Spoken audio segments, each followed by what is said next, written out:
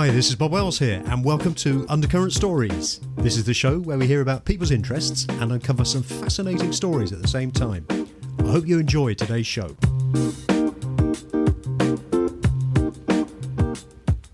In today's show, I'm joined by Darren Gregory. Darren is an amateur brewer and has his own electric brewery named the Red Barron Brewery. Now, brewing happens to be one of my main interests, and over the last 4 years I've brewed approximately 58 times, producing lagers, bitters, porters and IPAs, most of which I give away to family and friends. I couldn't possibly drink it all myself. So in this episode, Darren and I talk about our shared interest, we swap tips and genuinely enthuse about this fantastic hobby. If you're thinking about brewing, and I can thoroughly recommend it, there are plenty of resources out there in terms of books, online forums and YouTube videos. It's one of those hobbies that involves chemistry, biology, physics and creativity, with the added bonus of something very tasty at the end of it. I hope you enjoy the conversation. Hello Darren, welcome to the show. Hello. Thank you so much for coming on the show, talk about amateur brewing. I thought I'd just say for listeners that we're both brewers and we're going to have a conversation about brewing, particularly of interest to those people who perhaps have just started brewing or are thinking about brewing, but also for people who just want a general, they just got a general interest in brewing. Because obviously brewing's come a long way since when my dad did it, bless him, when he did his boots kits. And there were explosions in airing cupboards and all that sort of thing. So just a bit about you. How long have you been brewing, Darren? Probably about 4 years now, I think. I mean, it's been a bit on and off, but I try and get brewing in whenever I can. It's hard when you're working around a family because you're doing all grain. It takes all day pretty much. So, it's a bit of a journey.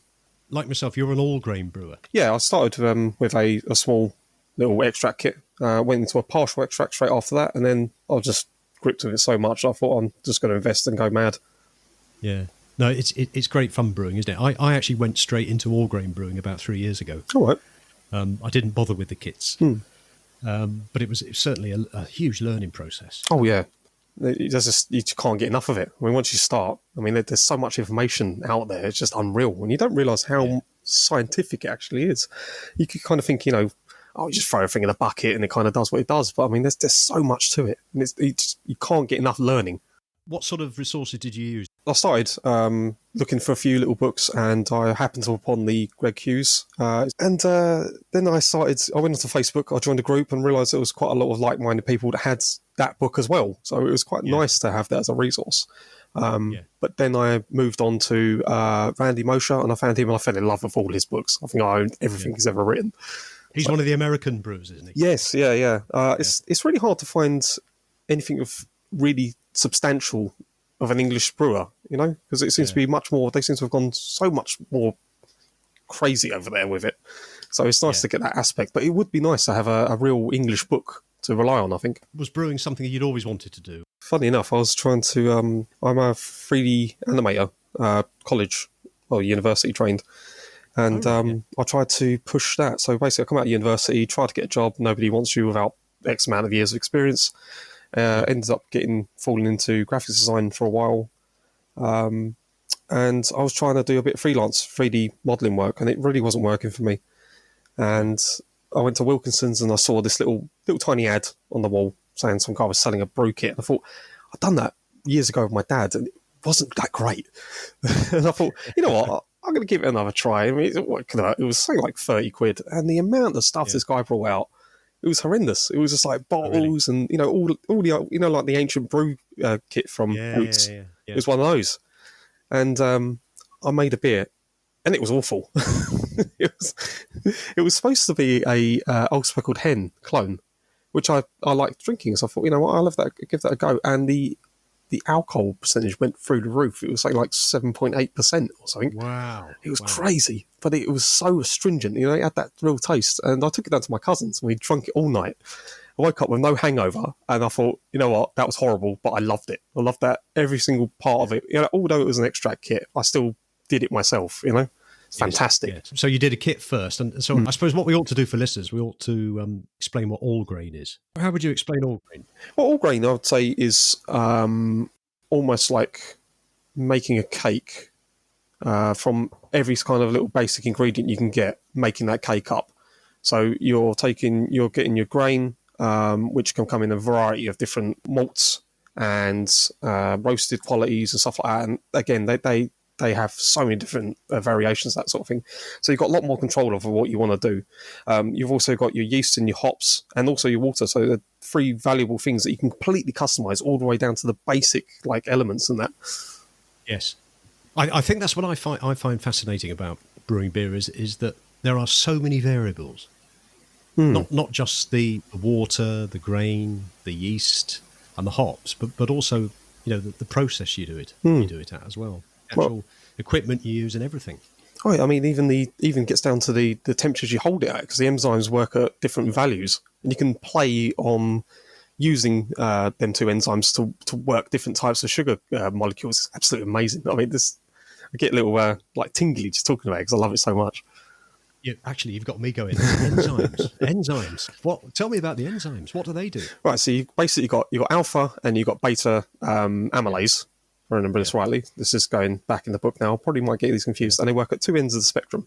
So you generally try and work around 67.5, somewhere around that sort of way. And it works basically both enzymes, both ends of the sugar molecule, because you have malt. And as it starts, as you add water to it, the enzymes within the malt itself come out and break down the. Oh God! It's why does my mind keep going blank? It's starch. Yes, thank you. Why it keeps going blank? Yes, the starches. So basically, you have two different enzymes. One works if you imagine a chain of sugars. One works by eating the ends of the chain, which, if I remember rightly, is the alpha amylase. And the beta amylase just sort of nips it all the way through. So if you want a sweeter beer, then you tend to leave it on the higher end of the temperature grade, because the alpha amylase only nips at the ends of the molecule, whereas the other one sort of nips it throughout. So if you hold it at one temperature and then the other, you can get a very dry beer, but you'll get as much alcohol content as possible. And I think listeners, when they get into making beer, they start learning things like amylase and stuff like that. Yeah, it is. I mean, I suppose what we ought to do is just, we've briefly mentioned beer and water and all the rest of it. But if we just go through the kits, because one of the things that I was quite impressed with, Darren, was obviously you've got a blog. Mm-hmm. You've actually got an electric brewery. Yeah. Which I have to say, I was very impressed with. Just for listeners, I mean, there are various ways of making beer, process-wise. So you've got things. You basically got a 3-vessel system. Mm-hmm. Yeah. You've got what they call a hot liquor tank. You got a mash tun, and you've got a kettle or a boiler, and you can do that. And I tend to just use gravity. Oh yeah. So whereas you're using electric, aren't you? So yeah, it's just because I haven't got the height. Okay, so just explain for listeners the difference between yours and mine, because it'd be quite interesting, I think. Yeah, I mean, how are you sparging yours? I've done it in a number of ways. I started off, the guy I bought the kit, again, I bought a second-hand kit from somebody. Yeah. He within the mash tun was a sparge arm. Oh, yeah. Which is basically, for listeners, a rotating arm, which most of the professional breweries use. But I found it was a bit of a hassle, and I found, I'm sure for a professional brewery where they've got a massive vessel, it's very efficient. But for when you're doing a small scale, which we tend to do, don't we, about 5 gallons at a time, 23 litres, it was taking too long. So I now just do I mash it, and then I do a second sparge. So I do my first sparge, then the second sparge. And then put it straight into the boiler. Oh, so there's batch sparging. Then you just sorry, yes. Yeah, I forgot the term. Yeah, batch sparging. And I think there's a difference with what you would do on the electric, isn't there? No, not really. I mean, I've done them both. I've got a sparge and I'm a fly sparge as well. So I've done it both ways. I mean, it's really entirely up to you. I mean, there's people that say that there's a slight efficiency drop doing batch sparge to fly sparge, and there is, but it's so minimal, it makes no difference. Timing wise, again, like you say, you have to have your valves just right. on a fly sparge because your liquor tank has to just drop as much as the mash does to going into your boiler. So you have to have that value just right because you have to keep at least, I think if I remember rightly, it's an inch over the top of the grain at all times when you're fly sparging. So there's a little bit more fussing with it, but it's whatever you feel comfortable with, to be honest. I mean, I've done both and I found both to be okay. I've never had issues with either of them. Batch sparging was nicer in a way because then you know you're getting all the sugars out and you know it's going to hold that temperature. So, I mean, there is a bit slight advantage to that, I think, in terms of doing the home brewing scale, like you say. What do you do mainly now? I'm sort of in between. I think I'm leaning towards batch sparging nowadays, just because of the convenience of it, and you don't have to be so, fickle with the values, and I can run to and from the house then if I need to. I mean, my shed's about 30 meters away from the house, so it's quite a distance. Yeah. So for those listeners who, and we were starting to talk beer speak now, sparging, basically sparging is rinsing the grains of the sugar, isn't it, Darren? Yeah. So the other thing about brewing is that you've got to have a place to do it, haven't you? Oh, definitely. Now I use my garage. That is my brewery. And when I'm brewing, that is my domain. And you've got a built shed for it, have you? Yeah. Well, what happened was I started brewing and it just sort of got a bit out of control. I had a little plastic. Well, I invested in a little plastic boiler system like that and the old Igloo mash tun. I was using it on the kitchen sink, not the kitchen sink, sorry, the kitchen, the oven on top of that, because that was the only space I had available because we've only got a small kitchen there. And as I started investing in more and more kit, it started like almost climbing up the wall. So my wife was like, right, this is getting a bit out of control now. You're going to have to find your own space. So that's when I thought, right, get a shed, build a shed, and I'll put it all in there, and then I can plumb it however I like.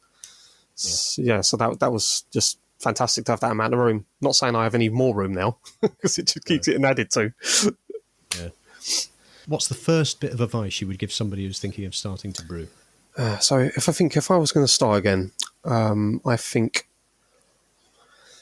So I'd like to say just go straight to all grain, to be honest. Yeah. If I was going to say anything. I did. Yeah, because I think you get the bug very, very quickly, and brewing is all about creativity. You can I'm not saying there's nothing wrong with extract brewing because you're starting off on a base, but you get so much more creativity with all grain, and if you've got the time, it's worth every minute doing it out there. I would agree with you, and what I find about brewing, it might seem a little bit daunting when you start, but you are dealing with natural products, and they have a great ability to almost forgive some of the stuff you do. Oh yeah. So if you start, if you mash at slightly too high temperature, you can just put a bit of water in to cool it down. If you're a bit cold, you can put a bit of hot water in. And I think that providing you are keeping things sanitized, and we'll talk about cleaning and sanitizing in a minute. Yeah, very important anyway. I think you're okay on it. But I think the biggest learning I got was not to be, I make it a habit of keeping a book with a journal of what I'm doing. So every temperature that I've got going, what date I put the yeast in, and everything, I always keep it, and I'm able to look back through my notes and say, well, hang on a minute, I did this differently last time, so maybe that's what's changed the taste. I don't know if you do anything like that. Yeah, I mean, I like to think of it as because I've got an artistic background. I like to think of it looking at old drawings. You start off, you write, you draw your old drawings down, similar to like when you're keeping the notes. You keep everything down, and then as you go on, you look back and you go, right. So you can see where you've come from because you look at certain thing. You might have wrote a value down here, value down there, but you might not understand the connection to it. And later on, because you've got that much more experience, you look back and go, I can see what's happened there. And it does happen. You'd be surprised how much you pick up just reading, even just talking to people, even doing this. You just you learn so much, and then you'll look back at things and you go, I don't know why I was so confused on this because it's so simple. Yeah, it's all experience. It is, and it's just great fun, isn't it? The other thing I was going to ask, because it probably won't be very different for each of us, but when you have what they call, us brewers, we call it a brew day. How many hours would you say it takes somebody to have a proper brew day? It depends. If you're doing, obviously, if you're doing 60-minute brews, 90-minute brews, always take a little bit of time. I would like to say about 5 hours, I'd say. That's strangely enough, that's the same number that I come up with. But that does include cleaning. No, No, Oh, definitely not. you would add on cleaning, would you? Well, I mean, I try to clean throughout. So, like when you're getting when you're doing your sparging and everything else, and that's done, the mash is done. When you get into the boil, you do have time to clean, so you don't have to worry about. Don't ever leave it. Don't leave it overnight. I'll tell you that. You only do that once for the mash tun, and you'll understand why if you ever do it. It is rancid. I've never done that. Oh no!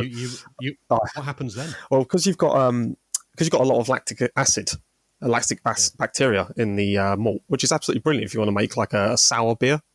Do not leave malt in a mash tun overnight, because when you go back and you think, oh, I'll leave the clean till tomorrow, because I've done some before and I've underestimated the amount of time that it'll take me to do something. So I think I'll start it when I get home from work, and you realise it's working into the night. But yeah, I mean that is not a nice smell. Really is not. No. Well, I've never done that. But the other thing, I don't know about you, but I tend to start usually at a weekend. Well, it's always a weekend actually, unless I've got some holiday. But I'll start early in the morning. When I say early, sort of between 6 and 7. Yeah. I'll heat the water up to the temperature that it needs to be to go into the mash tun, which we know is probably going to be about 78 to 80 degrees. Yep. To achieve that 67 degrees or 67. Yeah, I'm trying to remember. I know it's saying that. Just look at it. There's plenty of information. Just look it up. I don't want to make anyone go wrong on this, but yeah, it's around that sort of mark anyway. You can't go wrong with it. No, we don't want to be too specific, because all the details you need to read through.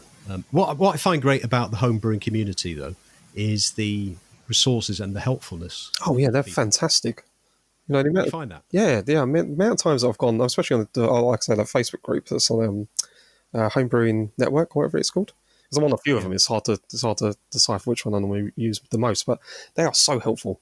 I mean, it's really, you know, what I find brilliant about it is once you get to a certain level, like what we are, although we're not experts, someone will come over and ask that newbie question that you had yourself, and you go, no, I love answering this question. Not because it never irritates you, because you feel like you're really giving back to people who have helped you yourself. Yeah, yeah. No, I mean, the one I've used, I think you mentioned it. There was Homebrew Forum, which is a great forum. Some really helpful people there, and it's good to give back a bit, isn't it? Yeah, it is. It feels fantastic. Questions will come through, and you think I can help the guy doing that. So, in terms of the fermentation process, I don't know about you, but I find that quite fascinating. And one of the things I did is I bought an old fridge. I bought an Inkbird temperature unit, so I could actually control my fermentation temperature. Because, like I said at the beginning of the show, in the 70s and 80s, when people were buying kits, say from Boots, it was basically the procedure is that you'd put your plastic fermentation vessel into an airing cupboard. Yeah, but the temperatures must have gone wild. In excess must have gone 25. absolutely crazy. Yeah. You know, Yeah. I mean, even now, I mean, when you read it now, they say, you know, these temperature changes can really stress the yeast out. And you don't really think about it, but even wild changes between 5 and 10 degrees can really make the yeast stress out, which can cause a lot of esters, which is, if you want it, which esters are like sort of fruity flavours, which are good in some things, but are really terrible in other beers. But yeah, I mean, there's so much more that we know now on a molecular level that helps brewers now. It's fascinating. Yes. It is, isn't it? Yeah. Have you ever harvested your own yeast? Yes, I've. My last 3 beers, I use a conical fast ferment, and it's basically a fermenter that has a coned bottom to it, and it has a little like almost a little bulb with a valve on it. Yeah. And it's brilliant because you can just turn that valve, take your shrub off with the yeast in it, wash that, and then you can put it in new brews. And I've done that, and I've had some really good results out of it. Although it seems very scary at first because you think, you know, when you normally get your yeast, you have to be so sanitary of everything. And although you do still have to be sanitary this time, you kind of think you're exposing it to so many different things that you think it's going to go wrong, you know? Yeah. Just for listeners, when we talk about yeast, there are a number of different ways that you can put your yeast in. You can buy powdered dried yeast, which is pretty straightforward. You can buy what they call wet yeast, and you can harvest yeast, as Darren's just been saying. So there are various. I went through buying wet yeast, but I've actually gone back to dried yeast. Yeah. But I do sort of make it wet first, just by putting some water with it, some boiled, cool down water with it, so that it. But it's just again, it's less stress on the yeast, isn't it? When it, because it's not absorbing straight sugars.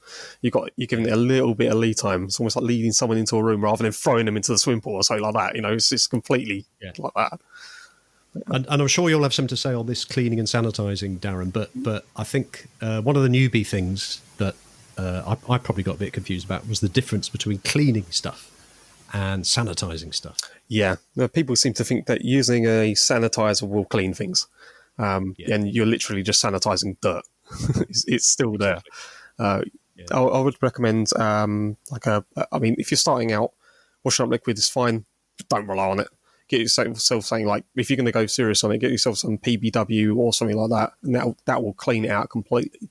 Even if you've got some old kit, just soak it in it for overnight before you do anything in it. Always sanitize on the day. Don't leave it overnight. And give it that within the half an hour. I think it's got as a recommended. I don't know about you. I use a product called Starsan. Yes, Starsan's a very good product, which is a no rinse. In fact, the guy who actually manufactures it was seen on the presentation actually drinking it. Oh, right, really? I wouldn't do that. No, I don't recommend that at all. Nasty chemical. I guess that's a good. I think he's still alive. Oh, that's good. It's probably a good way of selling it. Well, he might be preserved. Yeah. Now, I love brewing, as you know, and I know you do. And somebody once said to me that basically all you are as a brewer is somebody as a servant to the yeast. Yeah, I suppose. And a cleaner. Yeah. I mean, you're completely reliant on nature taking its course. I mean, you're providing it with all the tools, but other than that, you've got no say in how that yeast wants to play. Yeah. One of the things I was going to mention was when I often give bottles out to people. I can't drink it all myself because I'd be like a barrel. But I tend to give bottles out to people, and they always say how great it is. Do you find that? Yeah. I mean, I've tried to stress to people, like, tell me if it's terrible. Yeah. Tell me. But I think. Yeah. A lot of the time, I think sometimes you do well and people don't know what the warning signs in the beer are. You see what I mean? Because they're not like a taster, for example. They might actually prefer something, but you might give it to someone who's professionally trained and they might go, there's quite a lot of elements in there that aren't really working right. You do get the element of everyone wants to please you, which is nice in a way, but it's not really helpful. No, I find close family members tend to say how great it is. Yeah, I mean, I'm quite lucky that my dad will tell me if it's horrible, and I've had that a few times. Oh, that's good. Yeah, that's what I want. So. I think you have to be very basic in terms of your language with people. If you start mentioning things like astringency, yeah, definitely, I can see people fuzzing over. I mean, astringency for listeners is basically, if you can imagine sucking on an old tea bag, that is astringency. Not good, and sometimes. Beer, particularly when you've mashed it too low, perhaps, tastes astringent. So I wouldn't recommend that. What's the worst part of the process of making and bottling beer, would you say, Darren, for you? I think possibly the time. Bottling itself is just it's very tedious. Although I mean, there's a little bit of a sort of zen quality to it once you start. Yeah, as much as people, especially on the forums, they complain about it. I kind of have a nice sort of time because I set it all up, make it all done, and I've got a a quick drying rack, that sort of thing as well. Yeah. Makes the process so much easier because you can just have a bottle rack, you can put 40 bottles on it and they're all draining, and you've got a little sanitizing bowl thing to do it with. Just makes it much nicer. But I kind of enjoy the bottling day. Yeah. I find with bottling, the hard part is, as you say, getting everything ready to bottle. So going into the garage, because I tend to do it in the kitchen, getting everything out of the garage, putting it in the kitchen, cleaning the bottles. The actual bottling and capping is quite straightforward. Yeah. I mean, I've got that fast ferment, you can take all the top from it. You can put there's a valve that goes on the bottom of it. Sorry, did you say fast ferment? Yes, that's it, yeah. So it's got like Tell us a bit about about fast ferment. Yeah, so it's like I said before, it's like a conical fermenter. The idea is because it's got a coned edge to it, the yeast, because when you brew, you'll see the yeast, it's got so much rotating piece in it. The chemical reactions that are crazy. With the amount of CO2 and stuff it releases, it just rolls around. So the idea of the conical one, that's called the fast ferment for its name, is that it's supposed to concentrate these things and make it ferment out faster because it has more contact. Okay. But yeah, I mean, having that cone and the bottle at the bottom is brilliant for taking it off. But it also is really good for bottling day, because you can take that bulb off. You can get all the trub out completely. You can attach a barb on the bottom, and then you can actually bottle straight from the bottom of the fermenter. So you're not wasting anything. So you're not putting it in a bottling bucket before? No, bottle straight from it. Straight from it. Wow, that sounds good. And do you how do you, for listeners, prime just means adding a bit of sugar. But how do you prime your bottles? I batch prime. So you get basically a certain amount of sugar for the amount of volume that you've got. So it might be, I don't know, 25 grams. That's not exactly what it is, but if you calculate it by what your alcohol content is and your style that you're going for, and then you can calculate the amount of sugar you've got. So you boil a load of water, put all your sugar in it, let it cool down, then you pour it very slowly without splashing it in the top of the fermenter and stir it incredibly carefully with a sanitized spoon. And then you can bottle like that. Unfortunately, I haven't had any bottle bombs, so I kind of keep it dear to my chest now doing it like that way. Yeah. Why do you stir it gently? It's just to get the sugar to move all the way around it. I find it just a bit more even before I do it, and I leave it 10, 20 minutes. You wouldn't splash it. You wouldn't splash it around. Oh no! So you get any air in your finished product. You don't want any kind of oxidized flavors in that. So, just for listeners, we've just been talking about priming and putting sugar in, and the reason we put sugar into bottles is because we are going to be going for a natural carbonation process. Where we're waiting for the yeast that are left in the beer will eat they don't eat. My daughter, who does biology, told me they don't eat, they digest. or they... Does it metabolize? They breathe it. Yeah, they breathe it, I believe. They actually turn that into CO2, which gives it the fizz. So another question I'm often asked, and I'd be interested to see what your thoughts are, Darren. From when you start a beer to when you can drink it, how long does that take? Well, I'm quite of this slow, leave it for a long time, it'll be fine. I try and ferment for at least 2 weeks as a minimum, and then I leave it into the bottle for 2 weeks. So I would say 4 weeks at a minimum is when I would potentially drink it. Yeah. Not to say that I don't nip it every now and again, just to see how it's going, Well, you've got to test it. Well, exactly, yeah, exactly. So, but then again, it's really good. Again, if you're keeping your notes, it's a very good resource to test it every couple of days, because you can actually notice the changes in it. Sometimes you can leave a bottle for another 4 weeks and it'll taste completely different from when you think it's ready to drink. So it's definitely worth keeping in notes. Yeah. No, I agree with you totally. I mean, I'm the same as you. I 2 weeks fermenting. Even if it's finished fermenting, I'll give it 2 weeks. I'll give it 2 weeks in the bottle to condition at a steady temperature, probably similar to the temperature that it was fermenting at, and then 2 weeks cooler where it conditions. But I find with lagers, the difference. What's the difference between lager and ale? Well, I mean, are you talking about sort of yeast-wise or just in general, how it's made? Yeah. I suppose we ought to explain that it's different yeast. Yeah, so it's a top fermenting yeast, if I remember rightly, for lagers, and they ferment it slightly. Well, it doesn't actually ferment any differently, I suppose. It's just a different. It's I think it's. Sorry to. No, it's fine. Help me. I think it's the other way. I think it's okay. I didn't want to do all this. No. You're on the podcast as a guest, you see. So, it's actually the ale is a top fermenting. Oh, sorry. And the lager's a bottom. I knew it was one or the other. Yeah. Well, you're only 50%. We get the point. They're different yeasts. Yeah, aren't they? They're different yeasts, and you have to ferment them in a different way. So temperature-wise, the yeast tolerate different types of temperature. Lagering, I think the actual word is cold stored or cold conditioned. It's a German word, isn't it? It comes from that. It is, isn't it? Yeah. Yeah. So I think it's a literal meaning to cold stored or cold cast or something like that. So you're kept at that lower temperature. It does create quite a stink. I don't know if you found that with yours. Because a sulphurous. Yes, sulphur. It's a very, very sulphury smell. Yes.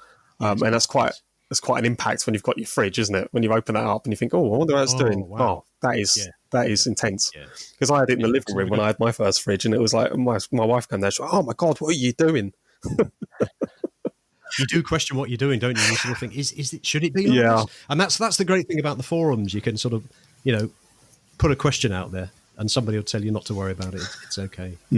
But you're right. Yeah, it stinks, doesn't it, to begin with? Yeah, and then it sort of mellows out, and you'll get that real lager taste. And that first time you have that, and you get that lager taste, you go, "Wow, this is really nice. And especially when you get that lovely summer day and you crack open your own lager, there's no better feeling. A nice cool lager that you've made. It's excellent, isn't it? Yeah. I don't know about you, but when I give beers, I always explain to people that when they pour the beer, they have to do it very carefully. Yeah. At an angle, 45 degrees or whatever it is, just so you don't get that last bit of the yeast. You don't want to have that. Yeah. I mean, I know there's where is it? Is it in the Netherlands or something like that? They actually shake the beer around. So they actually they basically pour the beer, and then the last bit of the yeast, they will shake the bottle around so they get it all, and then they pour it over the top, almost like an ice cream. I don't know. Really? I don't know what that adds to the beer, but I can't see myself doing it. No, I've done it by accident. Yeah, and, probably after several beers, and haven't really noticed it. But I'm sure if it was the first beer I would notice it. Yeah, I don't know about you. The other thing that a lot of people tend to ask is, can you sell your beer? Yeah, that's a very that's a no-no, isn't it? Yeah, really? there was I don't know if you know, but there was a loophole that got quashed very, very, very, very quickly. And what they were doing, I didn't know there was a thing where you could give it away in raffles. So what people were doing is they were going, we'll do a raffle and you can win a beer. Pay £2.50 or whatever. Oh look, you've won. Yeah. Oh look, you've won. And everybody who got the ticket won. Funny enough, and they quickly stopped that when they found that people were doing this all over the country. But it's just a very interesting little thing to think about. It's an interesting story. I'd never heard of it before. Yeah, look it up. It's really funny. In-name revenue customer. Yeah, they probably got onto it very quickly, thinking, "Hang on, what's going on here?" Yeah. So, coming from a graphic design background, do you sort of do special designs for your beer? Yeah, I mean, I quite like doing it. The only problem I have is I can do logos and designs for other people. When it comes to myself, I'm so critical, and when I do it, I never tend to 100% like what I'm doing. But I do love to make my own bottles. I mean, I don't think they're ever going to be perfect, but I do enjoy doing it, and it does add a little bit of flair, especially if you're giving to family members. It adds just that little bit of personal touch to it. If you're going to personally do all the beer yourself, you might as well invest in doing something in the labels, even if you think it's terrible. It's just that little bit extra personal touch on it. Yeah. No, it is. I mean, I'll tell you what I like about brewing the most is really that whole creative aspect of it, where you're actually starting something right from the beginning, making it yourself, and then you end up having something that's really nice to drink, and you can give it to people and have some fun. And, you can make, as you said, you can make it look good with a label. It's just great, isn't it? I've even seen people that have done they've melted wax over the top. So they're giving that sort of really old sort of wine bottle look. I thought that was like wild beer company bottles. Yeah, exactly like that. Yeah. They just look fantastic. You look at them and you go, bloody hell, that looks so good. And it's such a simple process. Yeah, but it just adds that little bit of flair to it, and I think it's really sort of lacking nowadays. Yeah. Where did you get your? I noticed that you've got a blog. Yeah. Where did you get the name Red Barron Brewery? It's a horrible subject, that name.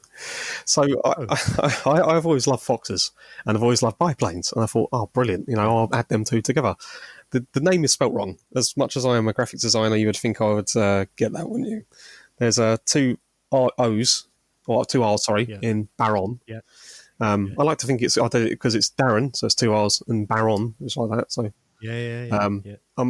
Did you see the spelling mistake in it, or did you just assume it was there on purpose? What the BARR? Yeah.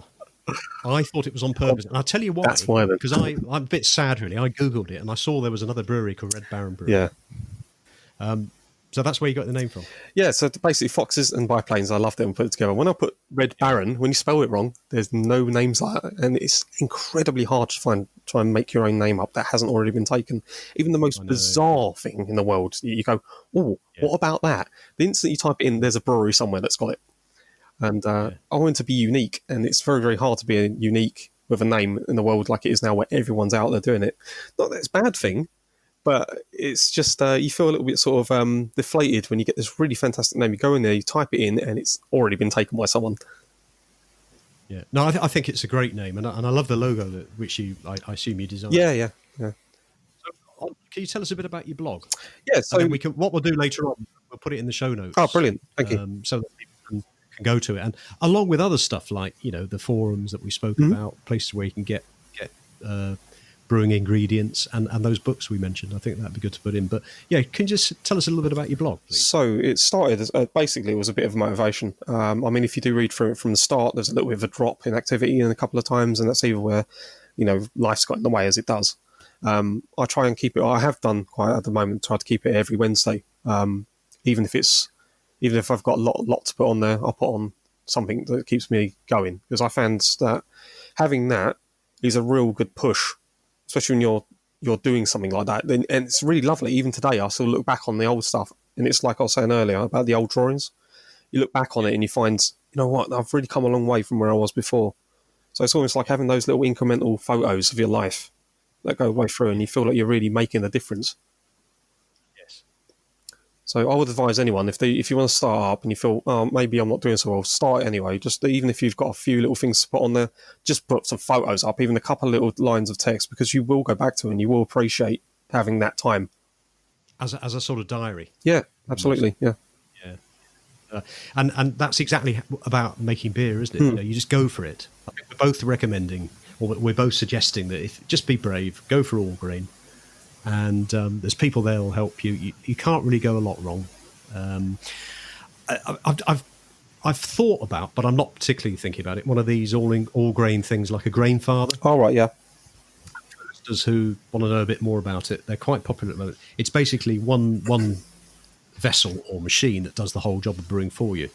I guess, a bit like a bread maker, but personally I like the way that I can control every little individual aspect of what I'm doing with my 3 vessel system. Mm-hmm. But I can see how they are quite attractive and how you can make consistent beer. Have you looked at them at all? To be honest, they don't interest me as much. I know I've built my electrics box, but there's so much hands-on, the control box I've built, but there's still so much hands-on, and I kind of enjoy it. It's almost like a little day out for me when I'm doing my brew day. And I think as much as I know that it's very convenient for people who don't have a lot of time, I think it would take away something from the beer for me personally, I think. Yeah. I agree entirely. Yeah. I think it's like making bread, isn't it? I don't do a lot of baking, but if I made bread, I want to do it with my hands and everything, rather than just chuck it in a machine and wait for it. But, each to their own. Everybody has their own way of doing things. Exactly. And if you do go that way, don't be afraid to go onto the brew forums, because people are still very helpful. Yeah, that's right. I think that's the point we're making, isn't it? Everybody's different, and just because the two of us like our system doesn't mean to say it's the right one. There are different ways of doing things, and there's just as many people using these machines, and probably more now, I think, than anybody. Yeah. Just another subject while we're sort of getting towards the end of the show. Brewing beer does involve quite a lot of mess in terms of splashing up water and stuff like that. Yeah. But also, when you've used 5 or 5.5 kilograms of grain, what do you tend to do with it when you've used it? I have made little brownies out of it before. They come out absolutely brilliant. Yeah, I mean, I couldn't use it all because there's so much, isn't there? I've got a dehydrator, so I stick it in layers on there, dehydrate it, and then I make it into like biscuits with chocolate and stuff, and they come out absolutely gorgeous. But the thing is, there's so much of it. I mean, normally I've got to put it in the brown bin sort of thing, because I try and drain as much water out of it as possible, and I sort of put it into the green waste. I mean, I wish I could give it to a farm or something. Have you got a recipe for those kind of biscuits? No, not really. I mean, I kind of just threw everything together. I've only ever made them a couple of times, so. Right. Okay. I was going to say it might be worth putting on the blog. Yeah, I guess. Yeah, I didn't think about it too much. Yeah, I mean, that's a possibility of doing that. I mean, it was like honey and chocolate and anything I could find in the cupboard. I chucked in there a bit of vanilla essence, that sort of thing, just to think, what does a biscuit taste like, and go along that way. But they did come out very, very nice, and I took them to a family's home. Cousin's house, and the kids loved it. They just ate them all. Yeah, I saw somebody on a forum who makes dog biscuits. Yeah, that's a very popular way of doing it. Yeah, I haven't got a dog, but I've got a couple of compost bins, so I stick it all in the compost bin. Now, I've done about 40 brews. We were working this out the other day. I've done about 40 brews, and each one's roughly 5 kilograms. Yeah, it's quite a lot of weight to it, isn't it? It is. I mean, you look at it, 200 kilograms of used grain that's been put into 2 compost bins that you would think there's nothing in there. They've just gone down to nothing. Well, that's another thing. I like the environmental aspect that you can actually you can use it all. The cooling water through the chiller goes into the fish pond once. I was just going to say that. Once it's you do something similar. I've got a 160 litre water butt that I've got on the outside of my shed, and I funnel the water straight into that, and then I use it to water. I've got hot plants, so if you see on the blog, I've got a couple of posts on it, and I water my hot plants with it. And I've also got like a little veggie patch sort of thing, so I use all that for all that sort of water as well. I mean, when it's very, very cold, you can throw loads of ice water in the water butt and circulate it around. I've had a couple of successes with that, but I mean, sometimes when it gets to the summer, it's just so hot, it just doesn't make a difference. Yeah. So, did you mention hop? I think I saw it actually. You've got some hops growing. Yeah, I've got a Fuggle and a Phoenix hop variety, and you buy a rhizome. I think that's the way you pronounce it. Rhizome, yeah. And it's like a root system that's been cut off from another hop plant, and it basically makes a clone wherever you grow it of that plant. I think they're on their second year now. I did have a previous Fuggle, but I think I didn't have enough experience looking after it, and it ended up dying. But these two are going really strong. I also went. Sorry, go on. So you'll be using them to make beer this year? Then? I'm hoping they really come out. I mean, they tend to be the best on the third year. I think you get 80%, if I remember rightly, on the second year. So I'm hoping I'll get some hops off there and try that, because I've never had Phoenix before, so I thought I'd get a different variety and try that. That's fantastic. And when the hops are ready, I guess, September? Something like that? Sort of around tail end of the year. Do you have to dry them before you? Yeah, there's a certain percentage you've got to dry them down to. I can't remember exactly how much it is, but yeah, you have to dry them surfing. You can throw them in as green hops. You can use what they call green beers. That's basically where you just throw them in as they are. I know they give a sort of grassy taste, so it might work in some beers, but to me, it's going to be better if you can dehydrate them even a little bit, just to get as much moisture out of them as possible. Then you can store them in like a vacuum bag and then in the freezer, and then you can use them whenever you need to. Yeah. That sounds. I must grow one myself. Actually, that sounds. Really I'll send you one down if you like. Oh, I'd love to. Yeah, what, a rhizome or something? I think these ones get any bigger next year. I'll have to cut a piece of the root off then. But yeah, I mean, it's nice being able to share it like that. That's fantastic, and I will definitely send you a couple of my beers for you to try. Darren. That's good. When this one's done, I'll have to send you some as well. It'd be a nice little sharing relationship, wouldn't it? Yeah, well, it would be good because it's nice to. We haven't even spoken about off flavors. Oh no, it'd be nice to. Yeah. So, what are off flavors? So they can come in a huge variety of different things. Diacetyl being one of the main ones, which is it gives a buttery sort of taste to a beer. Diacetyl. Yeah. I know you can get it from because basically when you boil your beer, you're supposed to leave the lid off, although there's conflicting things about that now anyway. So as the beer boils, there's the precursor diacetyl that boils off, and I can't remember what the precursor name is called, but it boils off, so then you don't have any of this sort of buttery taste. So if you leave it in there with the lid on, the diacetyl, as it boils off, it condenses on the top of the boil lid, and it drips back into your beer, and it just is not very nice flavour at all. It's almost like that really fake butter that you have on like popcorn. It's not very nice. And like you said before, stringency is another thing. I think it comes from tannins, if I remember rightly. If you over-sparge your water on your mash, you can get tannins, and you can get that astringent sort of, almost like you say, it's like that puckering, and it's really, again, not a nice taste. Oxidation is another thing. If you have too much, if you splash around your water too much when the beer's finished, or if you get any kind of air pockets or any that sort of thing, which you don't want, especially when people siphon the beer off. Sometimes you get air in the line. You don't want any of that, because that causes that real sort of eating the cardboard, the horrible taste. Again, it's not nice flavours. They're the three main ones I think you really come across. And have you had experience in any of your brews where those flavours have come through? Astringency, definitely. I've definitely had that. I've been quite fortunate. I don't think I've had any oxidised beer, and not that I've left it long enough to taste it, I don't think, because I know oxidisation can happen the longer you leave it in the bottle. It comes out more the longer it is kept. That's why a lot of things have expiry dates on them. But yeah, I mean, although these things will happen, don't worry about it. If you're starting out, just crack on with it, even if it's horrible. at least every beer you make, you're getting better at doing it. And every one that you fail on, you're learning from it. So You do, don't you? Have you ever had to dump a beer? I have once. I've done it twice. I have it. I had this, like both of them had a phenolic taste. It was like TCP. Oh yeah, the Band-Aids sort of. Yeah, it's horrible. Actually, that is disgusting. And I thought, it'll be okay. So I thought, no, I'm not going to bother bottling it, wasting all my time. So I thought I'd dump it. But again, you learn from it. Yeah. So I think it was. I'm getting very technical now, but I think it was to do with the fact that it was something to do with the yeast. That it took a long time for the yeast to get into action, probably 2 days. And in that time, you've got a vessel full of a beautiful sugar solution. So any little bug around wants it for their meal. And I think they got in first and fought off the yeast and put it into Band-Aid, TCP, phenolic flavours. I mean, I have heard of people that have got the bacteria sort of army that have gone in there and taken over, and they've actually produced really good beers afterwards. I think it.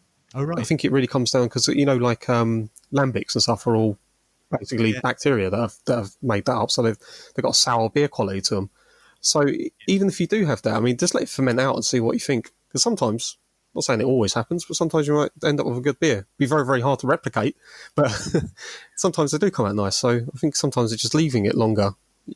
You can get them flavours to almost sort of mellow out. Just before we wrap up, for listeners who are perhaps thinking about doing some beer, is there anything else that you'd like to share with them that it would be good advice for them at all, Darren? I mean, definitely go to your local homebrew store if you've got one. I unfortunately don't have one anywhere near me because they'll be a fantastic source of knowledge. You go down there, you can actually smell some of the hops. You can get an idea of the sort of flavours and stuff that you might be able to originate. And don't worry about it so much when you're brewing the first couple. Don't expect them to be fantastic. They might be, they might not be, but just carry on. You got to find the fun in doing the process. No, I totally agree with that. One bit of advice I would say is, in terms of bottles, get your friends to give you their bottles. Absolutely. You get a couple of beers in return. Don't sell them. And if you get the chance to, I don't know if you've done this, but I actually took a day off work and went to a local brewery, to work there for the day. Oh, I've tried that so many times. I just want that one in. Yeah, I took to all the local ones around there, but especially at the moment. It's horrible, isn't it?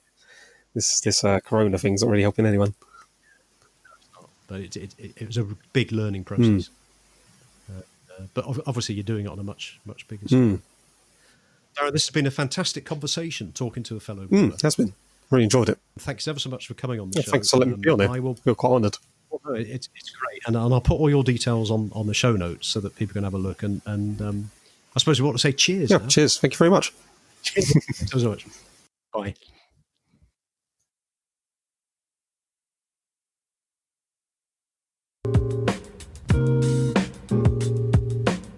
You have been listening to Undercurrent Stories. I hope you've enjoyed this episode.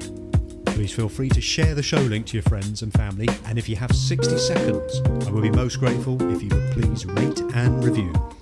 To hear more episodes, please subscribe to the show and visit undercurrentstories.com. If you leave your email in the link, we will notify you as soon as new episodes are released. Also, check out our social media links, details of which can be found on the show notes. Until next time, this is Bob Wells wishing you all the very best.